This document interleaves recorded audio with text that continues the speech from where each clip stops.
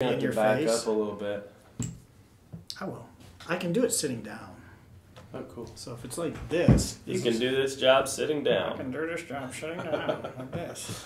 Okay, well, I'm recording all this just so we have Oh, bloopers. well, good. Yeah, we need And get all ready this. to do that. I got my booster seat, so sit up. So are we the same height? I'm actually You're just actually like, a little taller. that's perfect. That's great. good for my ego. You got tons of that. I'm supposed to. All right, so we're grinding here. What's up, guys?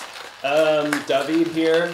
Coffee Upside Down with Ed Kuhlman, the Rebel Roaster, who is silent right now. He's grinding, preparing to brew us some coffee. So this is our first episode of Coffee Talk with Coffee Upside Down and the Rebel Roaster. So our aim here is to have a balanced blend of science, personal experience, as well as popular opinion. So common coffee knowledge or maybe myths that we might try to dispel.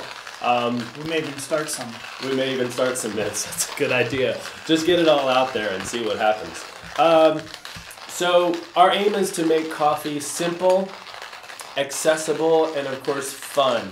This isn't going to be a laboratory where we're picking apart the beans and the elevation and the processes. Although we will talk about all of that, we want to really dial it in and make it simple for home brewers and also for coffee enthusiasts who want to learn more, right? So Ed is hand grinding some of his freshly roasted Colombian beans that he roasted yesterday. And while he's doing that and prepping, what we're going to do today, in just a short little segment, is talk about some coffee basics. Keep it simple, keep it light, keep it accessible and fun, of course. And then some basics about these beans that we're doing right now, that we're going to taste. And then how to brew. We're using a Chemex today, so we'll go over what a Chemex is, what a pour over is, maybe some ratios that you would like to use at home, and of course, you brew how you want to brew. It just takes some practice. Brew how you want to brew. It's all about the grind, the time. My boo likes coffee a little stronger than I do, so she brews even farther than I do. You were talking about me. I'm my boo. Your boo. No, you're not my boo. You're my brew. You're my bro brew. Bro brew. All right, so we'll dial it back a bit. So, how much coffee do you have here? We're doing 500 milliliters of water, and Correct. so we've got 31.5 grams of coffee. Cool. So that's our little calculation today, and we'll see how it turns out. 1 to 11, 1 to 15, I don't know. Some kind of ratio. Yeah. Science. So that's the science behind it. Mm-hmm. Ed, tell me a little bit. In the time it takes to grind and pull a shot, which is like 45 seconds, tell me how long you've been in the industry, what you're doing now, and what you hope from this channel. Oh, well. 1, 2, 3. I'll keep you on track. Okay, got to keep you on track. Started off as a hobbyist, got into doing it part-time, went full-time, roasting is my passion, so roasting is the main thing. Had a cafe. How many years? Since the late 80s, early 90s. Let's say 30 years. Then. Close to that. Yeah, probably 20, in the 25, 30. Yeah. As a hobbyist, and then you owned a cafe up in the north. Yep. Midwest. After Katrina, moved up to the Midwest, Springfield, Missouri area. Started a little roastery for a while, and then did a little espresso bar, and did some other endeavors in coffee. And 12 years later, it was time to move back home. And here I am, and still roasting. Awesome. Kuhlman's Coffee, Classic Rock Cafe. And now the Rebel Roaster. And you're based out of Slidell, and you sell directly to consumers at farmers market, online, and then you ship everywhere. Yeah. And then I do shady deals in back alleys. Yeah. That's the Rebel. Yeah. That's the Rebel. Cool. So that's the knowledge behind it. For me, I've been in the service industry since I was 17. I'm 35 now. I've done wholesale, retail, restaurant, a little bit of everything. I've been in the wine trade. I think I told you that. you did, I sold wine for 3.5 years, which is very akin to coffee. Some of the flavor profiling, the techniques, as well as the pretense is there. And we don't want that. We got enough ego going around, so we're gonna try to squash our own egos a little bit. And which is why we did the channel. Right? That's why we did the channel, so you guys can all look at us and say how Look at me. humble we are. We are the humblest of them all.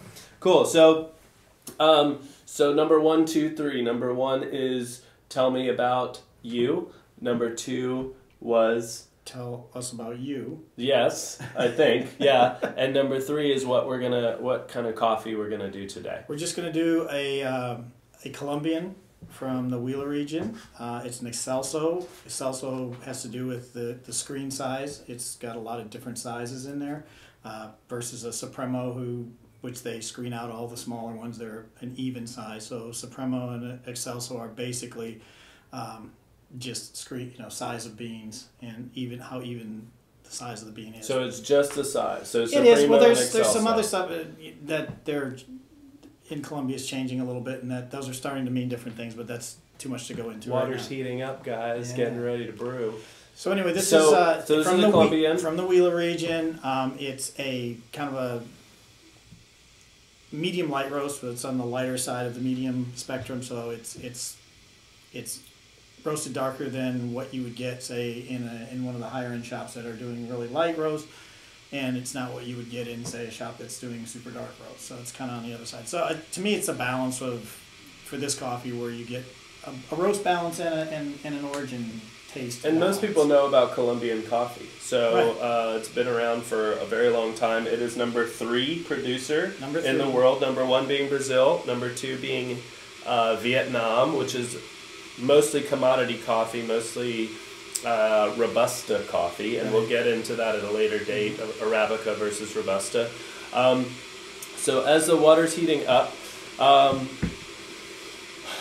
we will do a pour over here with the Colombian. So what flavor notes are we expecting from this? That's just it. I'm not going to say anything. Oh, you're going to have to taste it. Awesome. And then you let me know, because if I say something that's funny, it's whatever you suggest. It's kind of like is what you pick up. So the popular opinion that I know from Colombian coffee, everybody knows it. It's very well balanced. It's a big producer. Produces very high quality as well as the lesser quality.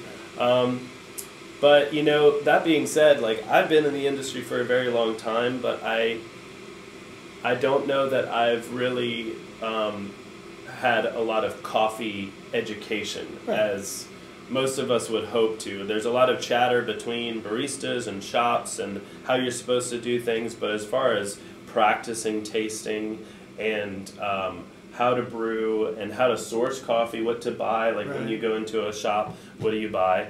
Well, and that's kind of what we wanted to do too, is kind of help people understand the consumer when they walk into a shop and understand why they like a certain or particular coffee or why they pick one, And that's why we started out with Colombian. Everybody seems to know what Colombian is, and so if you get in a shop and you're confused with all or you should know, but we're not here to tell you that. Right.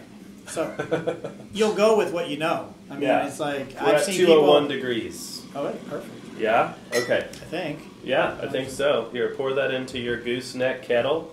Gooseneck kettle. So the reason for a gooseneck kettle, guys, is to pour evenly. So the base of the gooseneck is at the bottom of the carafe, so the water can be fluid as you pour it, whereas if the spout is up top, it'd be very difficult to pour in a pattern evenly. The one thing that we didn't do is we didn't pre-wet the filter and all that, but you know what?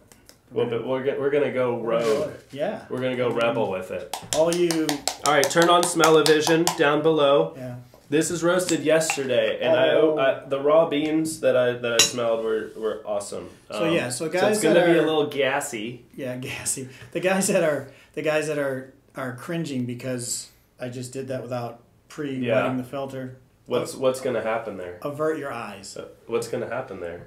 What's going to happen? If you don't pre-wet your filter. Well, we usually pre-wet the filter, one, to rinse off any of the paper or dust that might be on that. Yeah. But these are pretty well-made filters. You're not going to get that. But the other reason is to preheat the glass and everything so that you're not zapping all the temperature. Because temperature has a lot to do with coffee. You want to brew between 195 and 205. Which is what we're at. Which is what we're at. So we're going to so we're just going to gun it. We're going to go for it. So pour overs tend to be, I don't do pour overs at the shop that I work at, but I did at Magpie Cafe. Shout out to James and Lena, Magpie in Baton Rouge. And they tended to be anywhere from 2 minutes, 30 seconds to 4 minutes, just depending on the bean.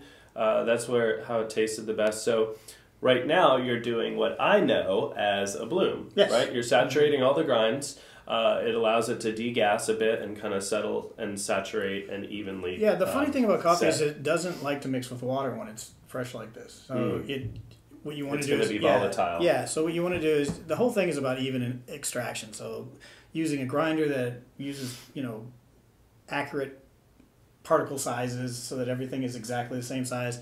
Water that is, being forced through evenly with that even particle will create an even extraction. So we're just kind of willy-nillying it here. Come on over here, guys. Come look. Oh, crap. You can't.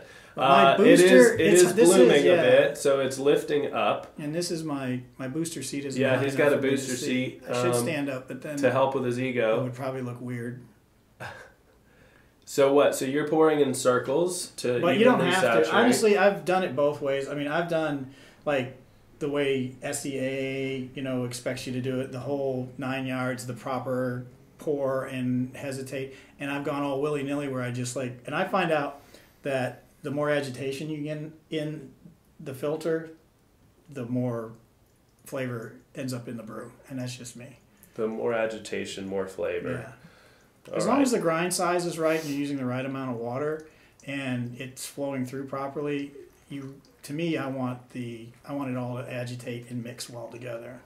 Okay, so dialing it back, as we do this pour over, so some coffee basics. Drink what you like, whatever you want, whether it's black coffee, cream and sugar, frappuccino, mocha sippy, frozen, toasted, sweet, strong, iced, or hot, right? My philosophy has always been drink coffee however the flip you want and don't apologize for it. It's your taste buds. You're buying the coffee. It's your money. We adhere to certain parameters, but being in the industry, we tend to stick to those little parameters. Yeah, I mean, once you're in that bubble, you want to do what the people in the bubble say. But for somebody like me who's never been in the bubble, I like to go outside and see what else happens. What happens if I do this? What happens if I don't do that? And sometimes they're good results, sometimes they're bad. And that's the science of it. Well, you just learn. Trial and error. And testing different methods. So brew what you like. When picking a coffee, what are a couple parameters people should look for when they're going to buy whole beans from the grocery store or your coffee shop? Roast date. Yeah, I mean, whole bean. To me, whole bean and roast date are everything. Yeah. Because what stales coffee first and foremost is oxygen. Obviously, if you've got ground coffee, you've exposed more surface area to the oxygen, and your coffee's stale. And truthfully, when you go into the store and you see those hard vacuum packed bricks, they pre-stale that before they package it. So you're buying pre-stale. How nice of them! Yes. To pre-stale it for us. Exactly. That's great. And so most coffee, once you grind it, within about 3 hours, it's completely stale. So you want to keep it in its natural form until you're ready to brew it, and then what? Is it done? Dripping? It's almost done. Yes. Okay, cool. And I might have ground it a little too coarse, but I never know what I'm doing. So roast date and whole bean. So once you grind it, 3 hours. Because I tell you what, freshness is a big portion of the whole thing. Let me do this. Compost. Yeah.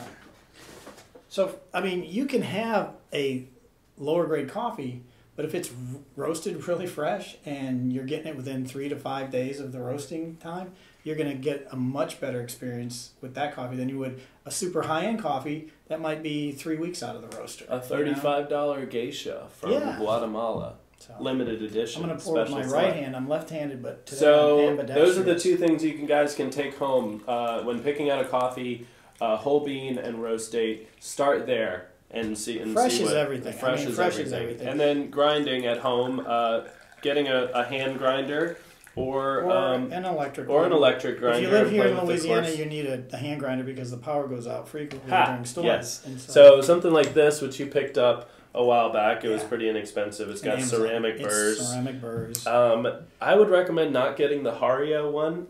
One's I bought for $30, and it's the grind size is not even. Let's Can just we say that. can we mention names?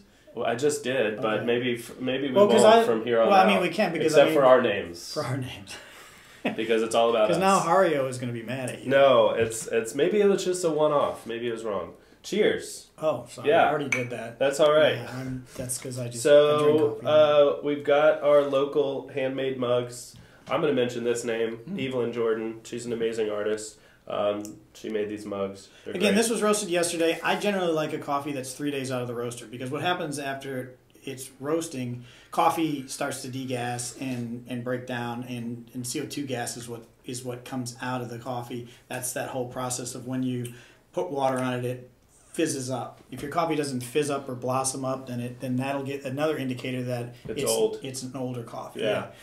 Well, a while back, I tasted a really good coffee right out of the gate, and then 1 month later, I ground it. It was still whole bean. I ground it, I brewed it, and it just had fallen flat. Like there was no. It still was coffee, but I Right. couldn't taste all the nuances. After and about refreshments. 7 days of my own taste buds, after about 7 days, that's the first thing I start noticing that diminishes or starts to fade is the little bright notes that we pick up when we're tasting coffee.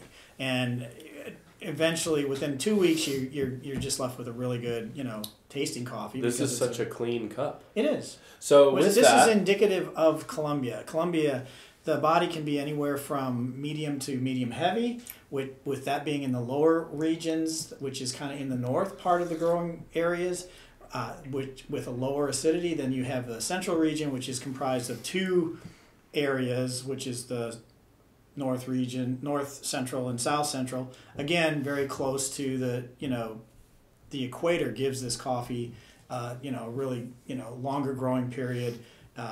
They have different wet and dry seasons when they can grow, and so those coffees, the higher the elevation, the sweeter the berry, sweeter the sweeter berry, the juice. because it's and that's something else. What is coffee? Coffee is basically a tree that's trimmed to shrub size that grows cherries, and then This is our beans basics, guys. Yes, and we take there's different ways of removing the seeds from the cherry, and those different processes will provide different profile flavors when you. And we can talk about that at length. And on another- another yeah, time. another- I mean, yeah. there's a lot of politics and processing that goes into coffee all around the world, and there's just a plethora of knowledge, and it's a lot of fun to learn that. But not from a book for me. I like to learn it by talking to people and understanding. Well, so this coffee, This Colombian, comes out of the and Huila it's- region, which is more out of the south region. Okay. It's higher elevation, so the as you can tell, it has a little bit of brightness in there. Mm-hmm. Okay, a nice tartness, brightness. I pick up green apple. That's I don't know. You're gonna. I'm shake at your the head. tail end of a cold, so I'm a little So you dampened. taste what? Halls. Yeah, I taste Robitussin and Halls and all the natural stuff. Yeah, so I do taste a fruitiness that comes up right off the gate, but then it cleans out. It has some viscosity to it. It has kind of those chocolate notes, some nuttiness. And a lot of that honestly comes from, a lot of that clarity and cleanness, if you will, I find comes from your particular roasting technique, which is our roasting basics. So basically there's two different types to roast. There's variation in between, but there's conduction and convection. So Ed uses an air roaster that pushes hot air through a tube and evenly roasts the beans, because that air is More evenly. more evenly. Yeah, more evenly than a the conduction beans or the method. seeds are not perfectly round, Right. but they're lofted and they're suspended in this stream of hot air, which allows that heat 360 degrees around the coffee seed and allows that bean or seed to absorb that heat energy more evenly than in a drum where you're actually tossing. It has to actually make contact with the hot parts of the drum in order to pick up that heat and energy. Right.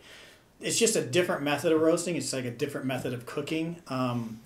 difference between frying a hamburger and broiling a hamburger. Yeah. Well, not really, but I mean, it's it's not the exact same it's not thing. the exact. But most people that cook know the difference in their oven when they have a convection oven versus just a plain oven Sure. or a fried pan. I mean, you can cook something in your oven with the convection thing going in the air, or you can throw it in a frying pan and you're frying it and searing it, and Right. so that's the difference. But So, what are some common things to look out for common things with the roasting? So if you go into a shop or you open a bag of beans, Are you allowed to open a bag of beans in a shop? I don't know. I haven't tried. I've never tried either. But maybe it's like, bring a scissors and just open it Whole up. Foods where you can sample anything in the store. I wouldn't try it, guys. Don't try this at home. But so what? So sometimes people burn the beans, right? They do. There's over roasting, and Right. and that has to do with and that's the thing a too. number of It's different like characteristics. whoever's drinking the coffee, what their perception of coffee is. There's a lot of leeway there. I mean, Sure. you can have, and guys that I talked to that have been roasting a long time ago. There's a lot of coffee that we taste that we know they left a lot of flavor in the drum. Yeah. And then there's other coffees that are roasted way beyond that dark roast that is still nice and smoky or nice and leathery or pipe tobacco-y, and it gets as you tip too far on the dark side, the body thins out and it gets ashy. And if you've ever tasted ashtray in your coffee, Some people like that. And Maybe if you they like, want that's fine. ashes in your coffee. Usually it's a lower grown coffee. Lower grown coffee beans aren't as dense, so they're not as they don't receive heavier roasting techniques as do a higher grown coffee that the bean is denser. So generally, you say you do a darker roast, right? Let's put these beans on the table. Against what is this? This doesn't Canvas? look like a dark roast. Well, But because of the type of in our roasting, and in our industry, a lot of guys with the drum roaster, it takes a little bit of getting used to how they roast. You have to stop the roast, and then when you're dumping it, depending on how quick the beans are cooled, there's a coasting period. So they continue to cook as they're in the cooling stage. And it just really depends on how efficient their roaster is in cooling it off. With the air roaster and the very accurate probe that I have, I go to the temperature that I want to go to. The beans are dumped and they're cooled in under a minute. You got a vacuum. You've seen that cools my it. homemade, it'll suck you into China Right. if you get caught into it. Don't bring your puppy, kitten, or Stay away, pet mouse. danger zone. Yeah, if you bring a pet mouse in, he's gone. He's gone. And he's out the He's gone to China. So those are some roasting basics. Yeah, so the air roasting process, you don't see the development on the outside because the air is heating it versus it making contact with a drum. It's not, so there's it's a little roasty, bit difference. not Yeah. toasty. So when you use the color tiles, the Eggtron color tiles, it's generally with ground coffee, and that way you get a better idea visually of what roast degree you're at. But it's, again, it's roasting coffee where you find you like it, and that's what most roasters will do. They'll get a coffee, roast it, and find the sweet spot that they can taste in it, and that's what they'll do repeatedly over and over again. Right on. So this cup, although I have a little bit of a cold, sorry about that, guys, but we didn't want to delay getting our voices and images out to you as fast as possible. But there's no... This will be the one and only the one and only, the best yes. one. Yes. We're not going to be doing any season. latte art tutorials. We'll tell you that. We won't do that. But Until we get the right gear. yeah, we need to gotta get the gear, from the man. top. You It's gotta get be the from gear. top. So this is a clean cup, man. Mm-hmm. Like, I don't get that bitterness or lingering ashiness that sometimes you get Right. from a burnt coffee or just a. And again, this has lesser only been out of the quality. roaster for one day, about 24 hours ago, and in 2 more days, it really It's going to develop. The flavor develops, Yeah. the brightness. You'll taste a little more brightness, and then at that point, then it'll start going down. There are some coffees that are an exception to that rule. I find that I just got some hazelnut up in there. You got some hazelnut? Yeah, up in there? man. Did you wash the cup before you put the Yeah, I coffee did. in there? No, it's like nuttiness. It's because it's cooled down to a temperature where I can taste different things. Yeah. And I like my coffee not scalding hot, so you can actually And that's something taste too. those things. When the coffee's hot, you're not going to taste as Right. much as when it Gotta cools down. let it cool it. Which that's a good test of your own coffee right now. If you can drink it at a cooler temperature or almost room temperature, and it doesn't make you want to vomit, then it's probably That's the higher baseline. It's probably a higher quality coffee, you know. And again, that price is everything in most coffees, so you get what you pay for. And so you can buy medium range quality coffees that you can afford. And that's what I always say, buy whatever you can afford and that you're satisfied with. I warn people all the time when they go from grocery store coffee to, say, a specialty coffee like this, that they may not notice the big difference right away. They'll notice it reverse. They'll go back to their other coffee and they won't be able to drink it. In fact, I had a little old lady one time up north that got so mad at me because she wanted to know why my coffee was so much more expensive than grocery store coffee. And so I gave her a bag and I said, you go home, try this, and you come back and you tell me. And I didn't see her for quite a while. And a few months later, she came back and she was shaking her finger at me and she was really angry with me because she couldn't drink her old coffee. And she wasn't going to pay $10 a pound, which is what I was selling my coffee for at the time, for coffee. Yeah. And she was really mad. Well, I hope she got over it and started drinking some good coffee. I never saw her again. So you can It's a good anecdote. So when I worked offshore, we had some of the most god-awful coffee in Chicory that was just, literally, when they talk about putting a spoon in it and letting it stand up, you could almost do that. Thick syrup. Yeah. And that was the idea. Back then, it was like, you thought the stronger it tasted, the more punch it had, the more it kept you awake. And that's just not the case. But if you perceive it to be, then it is. Yeah. You can give somebody a placebo and they'll act out, Yeah. So, man, I'm getting so much hazelnut from this now. It's crazy. Yeah. And that's the fun thing about Acelsos. Acelsos, because the beans are different sizes, they roast at different rates. And so you'll get a very complex cup. Some people don't like that. I love it. I love complexity in my coffee. Yeah. I like to discover all those little nuances and take a sip and it's like, oh, wow, what was that? What was that? And then, other people want their coffee to just taste like coffee. Yeah. And that's fine too.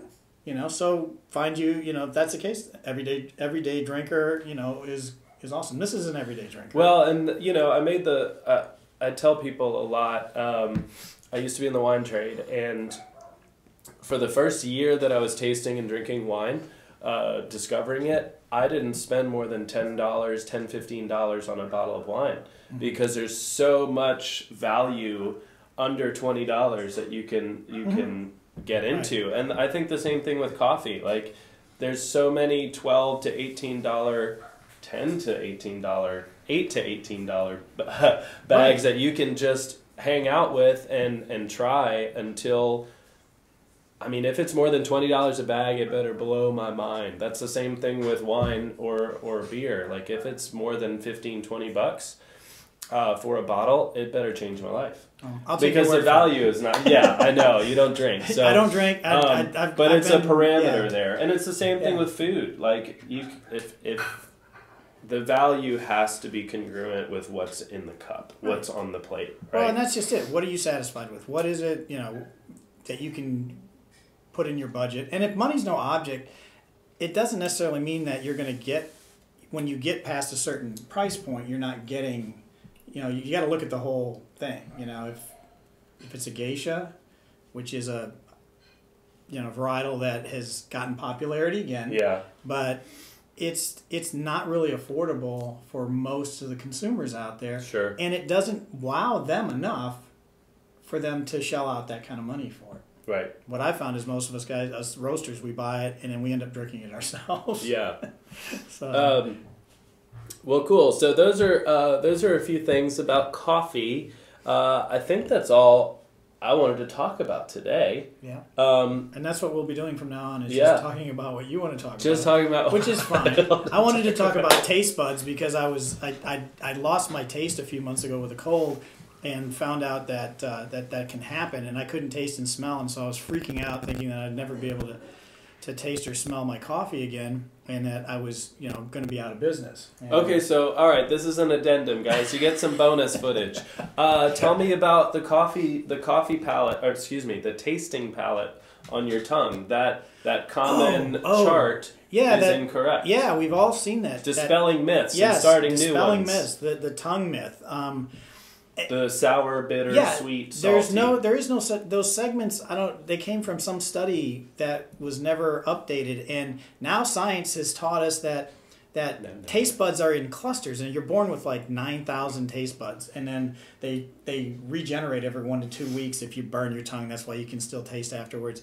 But they have to do with the cells that are on your tongue, in the back of your throat, and up on top of the roof of your mouth, even, from what I understand. But they're in clusters, and they're like the petals of a flower, and so then they send that information to your brain, what you taste. So really, you can perceive saltiness, over the whole tongue, or bitterness in the front. I mean, it's all over the place, and that was one of the things that I was telling you that I in professional cupping situations, I was trying to develop my organizational compartments on my tongue to try to figure out what I was tasting. And I was tasting everything all over the. So I thought I was just a failure. I've got a broken taster. But and then it was like, I just don't even care. I'm just going to enjoy coffee. I'm not even going to try to figure it out. But the cool thing is that you taste all over your tongue and in top of your mouth and the back of your throat. And so when you taste coffee, if it tastes good to you, then you should be happy with it. And you're right. Yes. Yes. And if you lose your taste, which you do as you get older, we lose senses as we get older. We lose our eyesight and our hearing, but we don't think about our sense of taste. Smelling and tasting. And smelling is a big That's huge thing. Right. Which is what got me into coffee. I thought coffee should taste like it smells. And when I was coming up with the coffees that were around me, that wasn't happening. And when I got into it and started roasting coffee, it took a while to develop those taste buds, and it was that reverse. It was like I was drinking coffee that I was roasting, and then I thought, well, it's okay. And then I went back to my old canned coffee, and that's not okay. Yeah, it's not okay. But so senses fade over time. In the meantime, we're going to use what we've got. Right, which is why you got me, the old guy, and then you, the young guy. So mature. You're mature with a lot of experience. Much better taste buds than me. And so if you taste hazelnut, then that's what you're tasting. I love it. And it's, I still smell the egg that you cooked here. So, I mean, that's all I'm smelling is egg and coffee. So I'm thinking Toddle House or this is not filmed in a vacuum, guys. This is real home brewing with all the senses and stuff. He has to have his egg before he does his pitch. All right, with that... Anything else you want to talk about, Edo? There's a lot of things, but it's not for today. Not for these guys. Yeah, anyway. Cool. Well, thanks for tuning in, guys. Please like, subscribe. I always wanted to do that thing down below, somewhere on this channel. Yeah. Share. Tell your friends. Tell your family. This is our first episode, and I'm not trying to sell coffee, and we're not trying to push anything. We just got together. We become fast friends since I moved back down here, and there's a lot of things that I think are missing in coffee information, and just doing the basics and not overthinking it, not over dwelling on it. Not over extracting. Sorry, I had to put a coffee pun in there. Or under extracting. That's important to note that we're here just to brew coffee, talk about coffee, make it simple, accessible, and fun for home brewers and for coffee enthusiasts. And one thing we were talking about too is bringing you guys through the coffee throughout the world. Yeah. So we started with Colombia, which is my home country, by the way. He was born there. The country I was born here, so it's. We're gonna have some Hawaiian coffee. Hawaiian coffee. We'll have all kinds of coffee, but that's what I wanted. We wanted to bring you guys around the world and let you. There's particular origin characteristics of every region of coffee, and so once you get that information, when you go into a coffee shop, when you go to a store, and you start reading all these funny things on the bag, they'll start to make sense to you, and then you can decide if that's what you want to buy. Because it's like, well, I like South and Central Americans because of the that bright, tart, hard acidity versus, oh, I like something that's more like a red wine type of wininess, from an African. Right. So you'll know, we're going to try to teach you guys the different basics of the origin, and then there's all the attributes that are added on top of the coffees and stuff like that. But at least if you go into a shop or a place and you're looking around and you're confused and you just go with, oh, this is a dark roast, so I'm going to grab it, or this is a Colombian, or this is a Brazil, because it's familiar in your mind. You can start tasting other coffees and not feel like you're going to be in trouble. Awesome. So what are we going to do next week? I don't know. Shall we be alphabetical? What do we start with A? See, you're the organizer, so it's like it's probably going to have to be this all alphabetical organized, guys. and set in, from longitude to latitude. And we skipped to C, Colombia, because it makes sense to me. A would be Africa, but that's not a country. B is Burundi. Africa is a country. I mean, excuse me. No, it's a continent. Oh, okay. You're supposed to know this stuff. Yeah. South Africa is a country. Exactly. There we go. So anyway, we'll have a new coffee. Comment about that, about my geography and lack of understanding it. So we'll have a map to keep Ed schooled on it. We're in my coffee map. That's how I know. Okay, awesome. So stay tuned, guys. Junior's coming in here to close us up. Come on, Junior. And we'll have more for you next week. A new coffee. Junior's and more coffee talk. Junior is a dog. I've got 3 dogs. He's sniffing the compost right now. So. Okay, awesome. We're done. Maybe I'll do a little handstand just for fun. Where are we going to do a handstand? Or a headstand. Oh, gosh. Right here.